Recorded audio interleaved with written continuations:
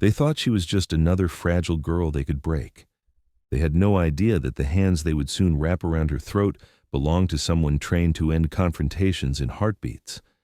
But this wasn't a regulated ring with referees and rules. This was high school, where survival followed a different code entirely. Zara Martinez slipped through the doors of Lincoln High like a shadow, her worn backpack slung over one shoulder and her eyes fixed firmly on the linoleum floor. 3 weeks had passed since the funeral. 3 weeks since she and her mother Elena had packed their entire lives into cardboard boxes and fled to this unfamiliar city. Elena now worked double shifts, cleaning corporate buildings until dawn, then serving coffee and pancakes at Murphy's Diner until her feet bled through her shoes. Zara had made a silent vow: keep invisible, excel academically, and never become the reason her mother's burden grew heavier. But predators have an instinct for detecting what they perceive as prey. By her 4th day, she had identified the pack. There was Tyler, 6 feet of arrogance wrapped in a Letterman jacket, his voice carrying across hallways like a territorial claim. Beside him prowled Sophia, whose perfectly glossed smile could cut glass and whose laugh sounded like breaking promises. The twins, Jake and Ryan, served as Tyler's eager shadows, amplifying every cruel joke with their desperate laughter. They moved through the school like they owned every brick, every locker, every frightened glance. The harassment began subtly: whispered comments as she passed, deliberate shoulder checks that sent her books cascading to the floor, cruel nicknames that followed her from class to class. Ghost Girl, they called her because she rarely spoke. Library Rat, because books were her only companions. Zara endured it all in silence, her mother's exhausted voice echoing in her mind. We can't afford any trouble, Mija. Please, just keep your head down. But trouble, she would soon learn, doesn't ask permission before it arrives. The cafeteria attack came on a Tuesday that started like any other. Zara sat alone at her usual corner table, methodically eating her peanut butter sandwich while reading, when Tyler's lunch tray crashed down beside her like a declaration of war. The sound made every nearby conversation die. Well, well, Tyler said, sliding into the seat with theatrical confidence. If it isn't our resident ghost. Sophia materialized across from her, examining Zara's thrift store clothing with the clinical interest of someone studying an insect. That sweater is interesting. What's the story? Yard sale or actual garbage bin? The twins' laughter felt like needles against Zara's skin, but she kept her expression neutral, her breathing steady. She reached for her book, hoping to create a barrier between herself and their malice. Jake's hand shot out like a striking snake, snatching the novel from her fingers. Look at this. She's reading fantasy novels. What are you, 12? He held the book above his head as she reached for it, his grin growing wider as she remained silent. I bet you've never even been in a real fight. Bet you'd fold if someone just looked at you wrong. If only they knew. If only they understood that before cancer stole her father's voice and strength, he had been Ricardo Martinez, former UFC lightweight, owner of Martinez Combat Academy, the man who had taught her that true strength comes from discipline, not aggression.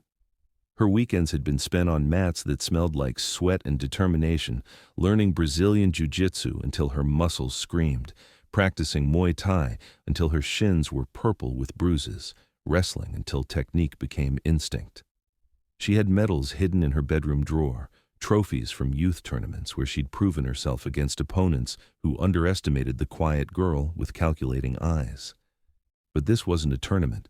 This was survival in a different arena where one wrong move could destroy her future before it began. The real confrontation came during chemistry class the following week. The lab was nearly empty. Most students had finished their experiments and left early for lunch. Zara was methodically cleaning her station when she felt them before she saw them. Tyler positioned himself directly behind her, while Sophia and the twins blocked the only exit. The air in the room shifted, becoming thicker, more dangerous. Hey, ghost girl. Tyler's voice was different now, lower, more threatening. I don't like being ignored. Zara's hands stilled on the equipment she was cleaning, but she didn't turn around. Every fiber of her being was suddenly alert, cataloging distances, calculating angles, assessing threats. Her father's training kicked in automatically, breathing controlled, muscles loose but ready, mind clear and focused.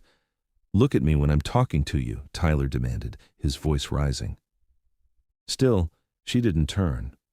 She had learned long ago that eye contact could be interpreted as either submission or challenge, and both could be dangerous in the wrong situation. Instead, she focused on the reflection in the glass cabinet in front of her, watching Tyler's movements, reading his body language, preparing for what she suspected was coming. Then it happened. His hands came up and wrapped around her throat. The moment she felt his grip tighten, something primal awakened inside her, something her father had called the switch. Time seemed to slow. The fluorescent lights became sharper. Her vision narrowed to laser focus. She could hear her heartbeat, steady and strong, could feel Tyler's pulse through his thumbs against her neck. And in that crystalline moment, she heard her father's voice, as clearly as if he were standing beside her. "If someone puts hands on you with intent to harm, you end it decisively and you end it fast." But she also heard her mother's exhausted pleading, "No trouble, mija. We can't afford any trouble." In that split second, she made her choice.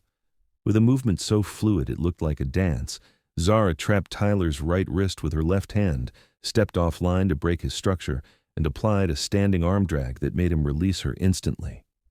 The technique was so precise, so economical, that Tyler found himself stumbling backward before his brain could process what had happened. Pain shot up his arm as she maintained control of his wrist just long enough to establish dominance, then released him with surgical timing. The lab fell into stunned silence. Sophia's mouth hung open in shock. The twins had pressed themselves against the wall as if trying to disappear. Tyler stared at his own hand like it had betrayed him. "Touch me again," Zara said, her voice barely above a whisper but carrying the weight of absolute certainty. "And you will regret it." She collected her bag and walked past them toward the door, her movements controlled and purposeful. As she reached the exit, she paused without turning around. "This conversation is over. It will stay over." The hallways felt different as she walked to her next class. She had crossed a line she couldn't uncross, revealed a part of herself she had hoped to keep buried. But there was no going back now. The reckoning came 3 days later. Friday afternoon, the gymnasium was nearly deserted, just a few basketball players shooting around at the far end, and Zara cutting through on her way to the parking lot. She heard them before she saw them, footsteps echoing against the polished floors, moving with purpose, converging on her location. Tyler emerged from behind the bleachers, flanked by Jake and Ryan. Their body language had changed. This wasn't casual bullying anymore. This was about reputation, about power, about the story they would tell themselves and others. Sophia leaned against the wall near the exit, her phone already recording, hungry for whatever violence was about to unfold. "Thought you could embarrass me and just walk away?" Tyler's voice carried a dangerous edge she hadn't heard before. "Made me look weak in front of everyone. Can't let that slide." Zara stopped walking. She set down her bag carefully, almost ceremonially.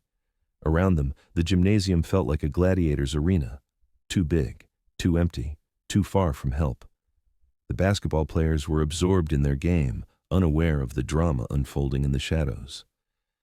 "Last chance to apologize and make this easy on yourself," Tyler continued, rolling his shoulders like a boxer preparing for a fight.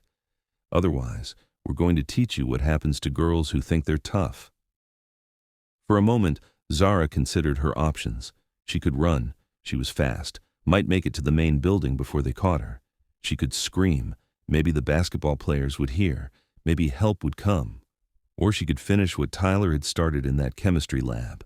But as she looked at their faces, Tyler's twisted with anger and wounded pride, the twins feeding off his energy like parasites, Sophia watching with predatory anticipation, she realized this had always been inevitable.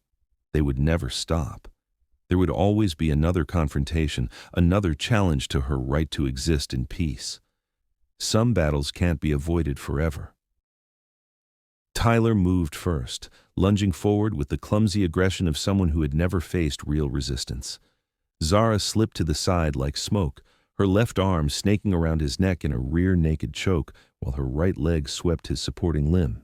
He hit the gymnasium floor with a sound like thunder, the air rushing from his lungs in a shocked gasp. Jake rushed her immediately, probably hoping to catch her off balance. She pivoted smoothly, her right leg chambering and extending in a front kick that caught him dead center in the chest.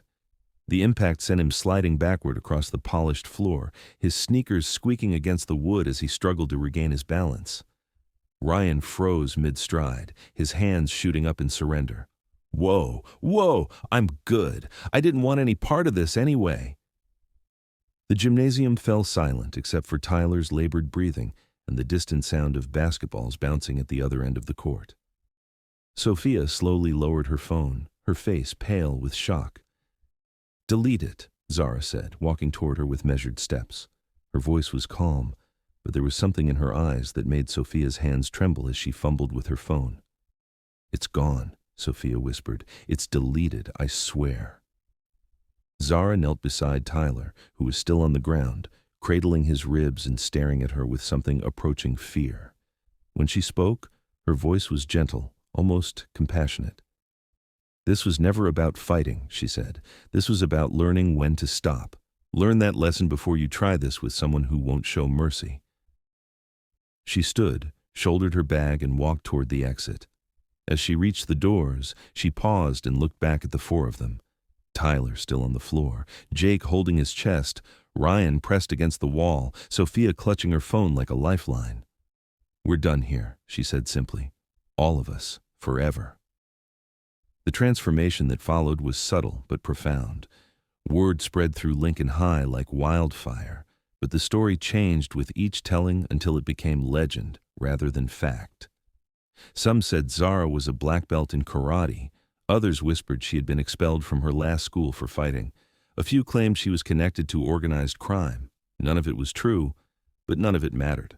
What mattered was that students who had been victims suddenly had hope, and bullies suddenly had to consider consequences. By winter break, Zara had quietly started a small self-defense club that met after school in an unused classroom. She taught practical techniques, not how to hurt people, but how to protect themselves, how to project confidence, how to de-escalate situations before they became violent. The kids who joined weren't looking to become fighters, they just wanted to feel safe walking through their own school. Her father's voice remained with her always, especially when she watched a formerly bullied student walk taller, speak louder, smile broader. "The strongest person in any room," he had told her during one of their last training sessions, "is the one who never has to prove it." Now, finally, she understood what he meant.